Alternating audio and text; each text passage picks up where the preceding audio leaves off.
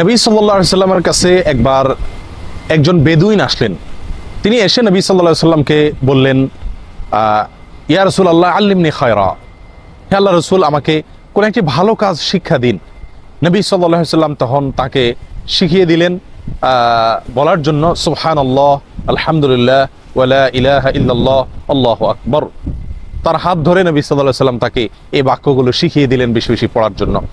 লোকটি চলে গেলেন। এটা শুনে কিছু দূর যাওয়ার পরে তিনি আবার মোড় ঘুরিয়ে ফিরে আসলেন। নবী সাল্লাল্লাহু আলাইহি সাল্লাম তখন মুচকি হেসে বললেন, তাফাক্কারাল বাইস, অর্থাৎ বেচারা কি যেন চিন্তা করছে, কি ভেবে যেন আবার ফিরে আসছে। লোকটি ফিরে এসে নবী সাল্লাল্লাহু আলাইহি সাল্লামকে বললেন, সুবহানাল্লাহ, আলহামদুলিল্লাহ, লা ইলাহা ইল্লাল্লাহ, আল্লাহু আকবার, হাযা লিল্লাহ ফামা আলী। অর্থাৎ আপনি যে বাক্যগুলো আমাকে শেখালেন, এই যে সুবহানাল্লাহ, আলহামদুলিল্লাহ, লা ইলাহা ইল্লাল্লাহ, আল্লাহু আকবার, এই বাক্যগুলো তো আল্লাহর জন্য, আমার কি? অর্থাৎ আমি কি পাবো? এগুলো তো আল্লাহর জন্য আমি প্রশংসা করলাম, আমি বিনিময় কি পাবো?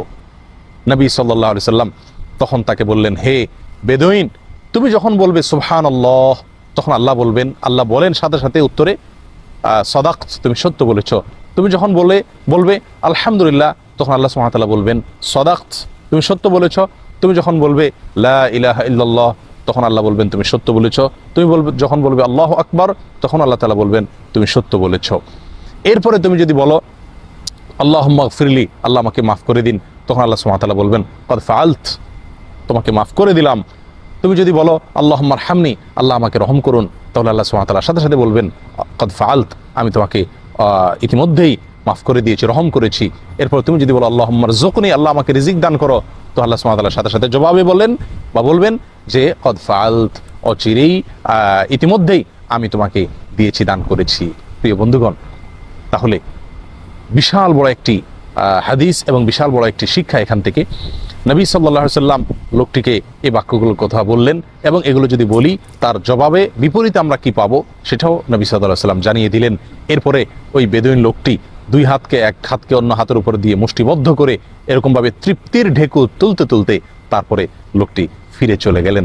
নবী সাল্লাল্লাহু আলাইহি ওয়াসাল্লাম এই দোয়া নিয়ে তিনি চলে গেলেন। আল্লামা আলবানী রাহিমাহুল্লাহ এই হাদিস সম্পর্কে অনুসন্ধান চালাতে গিয়ে, এর সনদ শুদ্ধ কি অশুদ্ধ অনুসন্ধান চালাতে গিয়ে তিনি বেশ কষ্ট করেছেন, এবং তিনি বলেছেন কদ আদনানি হাদাল হাদিস হাদিফুন আদনানি আল বাহসা আনহু হাত্তা ওয়াজাদতুহু ফাসাজাদতু শুকরান লিল্লাহ।